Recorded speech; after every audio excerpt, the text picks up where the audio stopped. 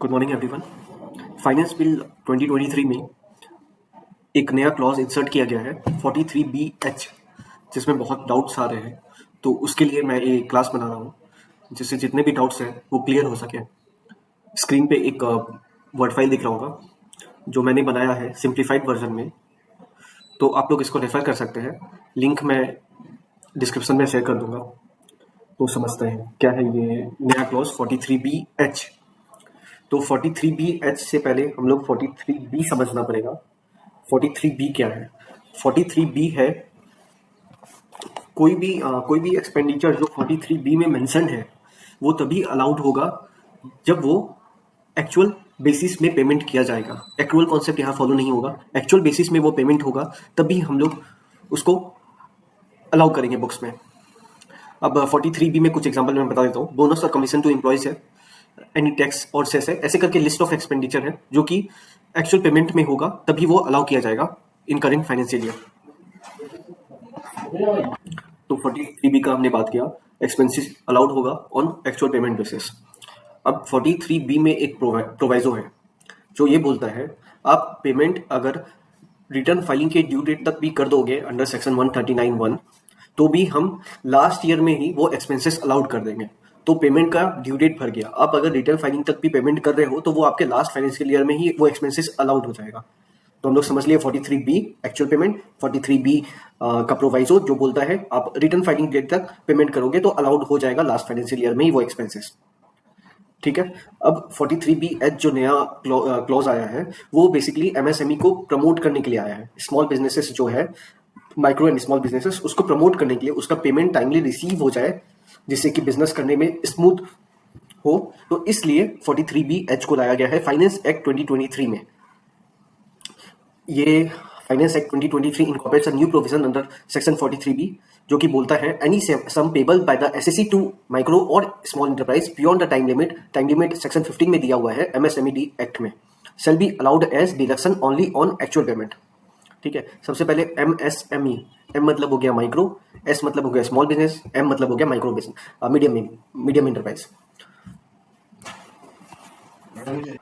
Micro enterprise हो गया अगर आपका इन्वेस्टमेंट 1 करोड़ तक है इन प्लांट एंड मशीनरी और टर्नओवर अप टू 5 करोड़ है तो उसको हम लोग माइक्रो इंटरप्राइज बोलेंगे।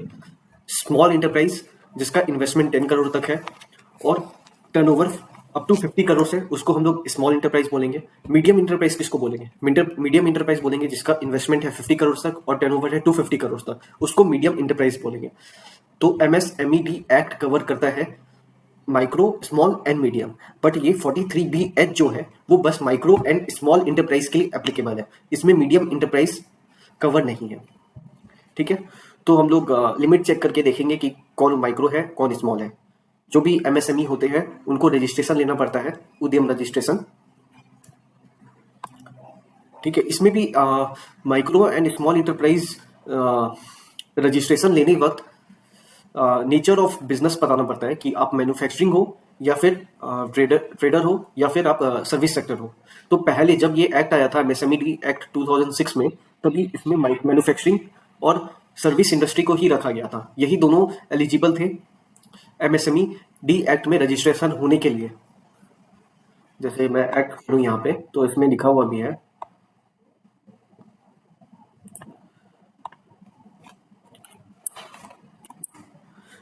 PDF से मैं शेयर कर दूंगा लिंक। हाँ, चैप्टर 3 इसमें लिखा हुआ है, इन the case of enterprises engaged in the manufacture or production of goods pertaining to any industry। A point हो गया। And B point, in the case of enterprises engaged in providing or rendering of services। तो manufacturing और services ही पहले उद्यम registration ले सकते थे, MSME रजिस्ट्रेशन ले सकते थे।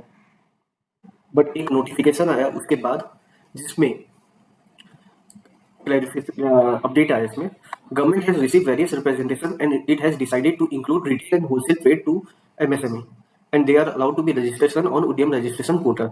तो अब होलसेल और ट्रेडर बिजनेस भी MSME में रजिस्ट्रेशन ले सकते हैं। पहले थे मैन्युफैक्चरिंग और सर्विसेज, अब होलसेल एंड रिटेल ट्रेड भी अब रजिस्ट्रेशन ले सकते हैं। एक और अपडेट है इसमें, however benefits to retail and wholesale trade MSMEs are to be restricted to private sector lending. इसमें बोला कि बेनिफिट जो MSME के हैं वो सारे benefits retail and wholesale trade को नहीं मिलेंगे, जो कि प्रायोरिटी सेक्टर लेंडिंग में है उसी को MSME का पूरा बेनिफिट मिलेगा। तो ये पॉइंट हम लोग को नोट करने वाला पॉइंट है कि जैसे 43B(H) में भी retail and wholesale trade MSME से उसको ये बेनिफिट नहीं मिलेगा, 43B(H) का बेनिफिट नहीं मिलेगा। अगर वो प्रायोरिटी सेक्टर लेंडिंग में बिजनेसेस में है तभी उसको बेनिफिट मिलेगा, नहीं तो मैन्युफैक्चरिंग एंड सर्विसेज को ही बस मिलेगा। रजिस्ट्रेशन आप ले सकते हो लेकिन बेनिफिट्स आपका रिस्ट्रिक्टेड है। अब बात करते हैं प्रायोरिटी सेक्टर लेंडिंग में क्या क्या आएंगे। Description of eligible categories under priority sector. अगर आपका नेचर ऑफ बिजनेस इससे रिलेटेड है, इसमें भी टर्नओवर फिक्स किया गया है, अगर उस टर्नओवर से कम है और ये नेचर ऑफ बिजनेस है तो आपको बोला जाएगा प्रायोरिटी सेक्टर। फिर आपको बेनिफिट मिलेगा, एमएसएमई में जो भी बेनिफिट्स है वो आपको अवेल आप कर सकते हो। ठीक है, ठीक है। तो इसमें अपने एमएसएमई तो निकालेंगे ही, बट अपने को देखना पड़ेगा कौन नेचर ऑफ बिजनेस क्या है सामने वाले का। अगर सामने वाले का नेचर ऑफ बिजनेस मैन्युफैक्चरिंग और सर्विसेज है तब हम लोग को विदिन टाइमलाइन पेमेंट कर देना होगा। अगर नेचर ऑफ बिजनेस रिटेल और होलसेल ट्रेड है और वो प्रायोरिटी सेक्शन में नहीं आ रहा है तो उसको पेमेंट नहीं भी करेंगे तो आपका वो एक्सपेंसेस अलाउड होगा। ये एक इंपॉर्टेंट पॉइंट है यहाँ पे। अब timeline for payment to creditors अपने चेक करते हैं क्या टाइमलाइन है। तो ये section 15 of the MSME act बताया है टाइमलाइन क्या रहेगा। इसमें दो केस ले लेते हैं। पहला केस आपका बायर और सेलर का एग्रीमेंट है, एग्रीमेंट बना हुआ है बायर और सेलर का कि आपको इतने डेज के अंदर पेमेंट कर देना है। सपोज 60 डेज में आपको पेमेंट कर देना है, 60 डेज में आपको पेमेंट रिसीव हो जाना चाहिए। ठीक है, अब यहाँ पे क्या बोल रहा है, tax payer must include payment to suppliers specified our 1545 days और एग्रीमेंट पीरियड। एग्रीमेंट पीरियड अपना क्या था 60 डेज, व्हिचएवर इज अर्लियर। इसमें एग्रीमेंट पीरियड और 45 डेज जो भी पहले होगा उस डेज में उतना टाइम तक पेमेंट आ जाना चाहिए। अगर पेमेंट नहीं आता है तो वो पेमेंट अलाउड होगा ऑन एक्चुअल पेमेंट। केस 2, अगर एग्रीमेंट नहीं है, बायर और सेलर का मानिए एग्रीमेंट ही नहीं है, तो इसमें स्पेसिफाई कर दिया गया है अगर एग्रीमेंट नहीं रहता है, रिटर्न एग्रीमेंट नहीं रहता है बायर और सेलर के बीच, तो हम लोग टाइमलाइन ले लेंगे 15 डेज। 15 डेज तक आपका अगर पेमेंट नहीं आता है तो उसके बाद जब भी पेमेंट आएगा, जब भी आप पेमेंट करोगे तब एक्चुअल एक्सपेंडिचर आप अलाउ करवाओगे। रिटर्न एग्रीमेंट होना चाहिए, ये भी इंपॉर्टेंट पॉइंट है। जनरली इनवॉइसेस में रहता है कि पेमेंट ड्यू डेट कितना है। पेमेंट को लेके टाइमलाइन को लेके कंफ्यूजन हो सकता है, तो 2-3 एग्जांपल मैं ले लेता हूँ। पहला एग्जांपल यहाँ पे दिया हुआ है। For example, payments for goods purchased up to 15 Feb 2024 from MSME supplier must be made up to 31st 2024. 15 Feb को मैंने गुड्स परचेज किया, तो मान के चल रहा हूँ मैं इस केस में कि एग्रीमेंट है, बायर और सेलर का एग्रीमेंट है और 15 फेब तक मैं परचेज कर रहा हूँ, मतलब अप टू 15 फेब है, मतलब 1 अप्रैल 2023 से लेके 15 फेब 2024 तक अगर मैं परचेज करता हूँ तो उसका पेमेंट मेरा 31 मार्च 2024 तक हो जाना चाहिए। अगर उसके बाद होता है तो वो एक्सपेंडिचर इस साल हमारा डिसअलाउड हो जाएगा और वो इनकम में ऐड हो जाएगा। अगर 31 मार्च 2024 तक हो जाता है, कोई भी गुड्स परचेज किया गया है 15 फेब 2024 में, तो वो अलाउड हो जाएगा अगर पेमेंट 31 मार्च 2024 तक हो रहा है। Otherwise such purchases can not be claimed at reduction in financial year 2023-24 and shall be claimed in the year when actual payment is made. अगर 3 साल बाद पेमेंट करूंगा तो वो जब पेमेंट होगा तब वो एक्सपेंडिचर हम लोग क्लेम कर सकते हैं, क्योंकि आपका 23-24 में वो एक्सपेंडिचर डिसअलाउड हो गया था, आपके इनकम में वो ऐड हो जाएगा और आपको उस पर टैक्स भी देना पड़ेगा। जितना भी आपका टैक्स लायबिलिटी आ रहा है वो आपको टैक्स पे करना पड़ेगा। मैंने किसी से गुड्स परचेज किया 1 अप्रैल 2023 में, बायर एंड सेलर का एग्रीमेंट था, तो मेरे लिए ड्यू डेट क्या हो जाएगा, मेरे लिए ड्यू डेट हो जाएगा 45 डेज फ्रॉम 1 अप्रैल, तो वो होता है 15 फेब 2023। 15 फेब 2023 तक मुझे पेमेंट कर देना चाहिए था। अगर मैं पेमेंट नहीं करूंगा तो जब भी मैं पेमेंट करूंगा वो एक्चुअल बेसिस में वो एक्सपेंडिचर अलाउड होगा। तो और लेकिन मैंने पेमेंट किया 31 मार्च 2024 में, ठीक है, ड्यू डेट तक तो मैंने पेमेंट नहीं किया, तो वो आपका अभी तक के लिए डिसअलाउड हो गया। अब जब मैं पेमेंट करूंगा तो वो अलाउड हो जाएगा।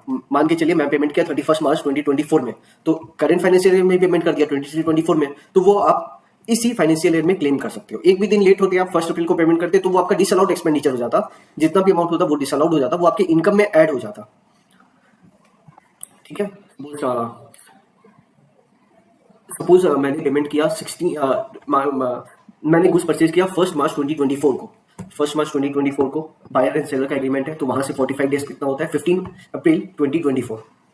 ठीक है, तो ये इसमें क्या हुआ कि 2 फाइनेंशियल ईयर बीच में आ गया और आपका ड्यू डेट के बीच में वो फाइनेंशियल ईयर कंप्लीट हो गया था, लेकिन आपका ड्यू डेट कंप्लीट नहीं हुआ है। ड्यू डेट कंप्लीट नहीं हुआ तो ये भी एक्सपेंडिचर आप डिसअलाउ नहीं होगा, क्योंकि ड्यू डेट ही कंप्लीट नहीं हुआ है, 45 डेज ही कंप्लीट नहीं हुआ है। अभी 15 डेज और बाकी है, तो इस वजह से ये आपका डिसअलाउड नहीं होगा। कोई भी अगर ओपनिंग बैलेंसेस है तो उस पर भी ये क्लॉज एप्लीकेबल नहीं होगा। ओपनिंग बैलेंस तो ऑलरेडी आप क्लेम कर चुके होंगे एक्सपेंडिचर में, तो उसके लिए भी मैंने क्लियर कर दिया। अब एडवाइस फॉर टैक्स पेयर क्या है? एडवाइस यही है कि आपका जितना भी पेमेंट पेंडिंग है, जितना भी आपका ड्यूज है, उसमें आपको देखना पड़ेगा कौन एमएसएमई है, कौन एमएसएमई नहीं है, और एक लेजर स्क्रूटनी करना पड़ेगा, एजिंग एनालिसिस करना पड़ेगा। 45 डेज से ऊपर कितना जा रहा है, 45 डेज के with in of the 45 days है, 31 मार्च को विद इन 45 डेज है, तो वो अलाउड होगा। अपने को देखना है मोर देन 45 डेज कौन सा है, वही डिसअलाउड होगा। और इसमें भी अपने को देखना पड़ेगा सामने वाला मैन्युफैक्चरर है, ट्रेडर है, या फिर सर्विस है। ये आपको अपने सप्लायर से पूछना पड़ेगा कि आपका टर्नओवर कितना है, आप एमएसएमई में रजिस्टर्ड हो या नहीं हो। अगर है तो भी आपको पेमेंट करना पड़ेगा। अब important note, this restriction does not apply to tax payer for opted for presumptive taxation. जो प्रिजम्पटिव ऑप्ट कर रहे हैं तो उस पर ये 43B(H) नहीं लगेगा। क्यों नहीं लगेगा? क्योंकि प्रिजम्पटिव टैक्सेशन खुद ही बेनिफिट देता है स्मॉल बिजनेस के लिए। प्रिजम्पटिव जो ऑप्ट करते हैं वो generally books of accounts maintain नहीं करते हैं, तो उनके लिए पॉसिबल नहीं है ये टाइमली पेमेंट करना, तो उनको भी ये बेनिफिट दिया गया है प्रिजम्पटिव टैक्सेशन को कि आप एक्सपेंडिचर अलाउड होगा आपके लिए। These sections will apply even if the creditor's turnover and investment is below the specified limit. There is no requirement of MSME registration of creditor. ये इंपॉर्टेंट पॉइंट है। मान के चलिए सामने वाला MSME में रजिस्ट्रेशन नहीं लिया है, बट उसका जो टर्नओवर है वो विद इन द लिमिट है, क्या तब भी मेरे को टाइमली पेमेंट करना पड़ेगा? इसका आंसर है हाँ, करना पड़ेगा। चाहे वो रजिस्ट्रेशन ले या ना ले, आपको टाइमली पेमेंट करना पड़ेगा। ये एप्लीकेबल कब से है? 1 अप्रैल 2023 में। फाइनेंस बिल 2023 में अमेंडमेंट आया था, तो एप्लीकेबल है 1 अप्रैल 2023 में। 2023 से आप जितना भी परचेज कर रहे हो, जितना भी आप एक्सपेंसेस इनकर कर रहे हो, उसका आपको टाइमली पेमेंट करना पड़ेगा। Proviso to 43B of the act shall not apply to such payments. ये अपने बात किए थे कि प्रोवाइजो टू 43B क्या होता है कि आपको रिटर्न फाइलिंग डेट तक भी आप पेमेंट करते हो तो अलाउड एक्सपेंडिचर में ले लिया जाएगा, बट इस केस में ये एप्लीकेबल नहीं है। आप जैसे ही 31 मार्च तक पेमेंट नहीं करोगे तो वो डिसअलाउड एक्सपेंडिचर हो जाएगा, वो इनकम में ऐड होगा। यहाँ पे बेनिफिट नहीं मिलेगा रिटर्न फाइलिंग के ड्यू डेट तक का।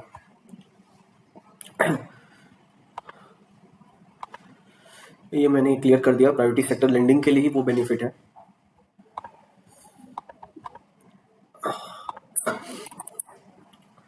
हाँ, एक और इम्पोर्टेंट पॉइंट है, ये MSME एक्ट है, इसमें लिखा है the provisions of section 15 to 23 shall have effect notwithstanding anything inconsiderate herewith contained in any other law for the time being in force।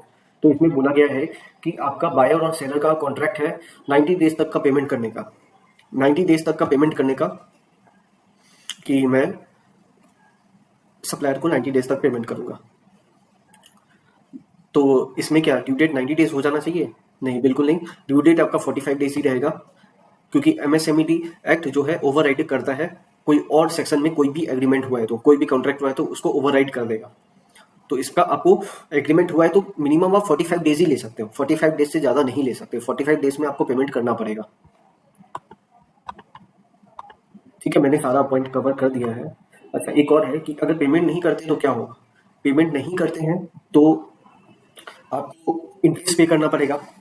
Interest कितना पे करना पड़ेगा वो भी स्पेसिफाई किया गया है फाइनेंस बिल 2023 में, कि आपको 3 टाइम्स द बैंक रेट पे करना पड़ेगा, 3 टाइम्स द बैंक रेट। और ये जो इंटरेस्ट पेमेंट होता है ये भी आपका डिसअलाउड एक्सपेंडिचर है, इसका भी आप बेनिफिट नहीं ले सकते हो इनकम टैक्स में, तो आपको टाइमली पेमेंट करना पड़ेगा। सब कुछ आपका कंप्लायंस ठीक से हो तो आपको टाइमली पेमेंट करना पड़ेगा। होप सारा डाउट क्लियर हुआ होगा। मैंने सिंप्लीफाइड वर्जन में ये बनाया है। कुछ भी अगर प्रॉब्लम हो सकता है, प्रॉब्लम होता है इन फ्यूचर, तो आप मुझसे कनेक्ट कर सकते हो। मैं अपना डिटेल्स शेयर कर दूंगा लिंक में भी। वैसे my name is CA Himanshu Patodia.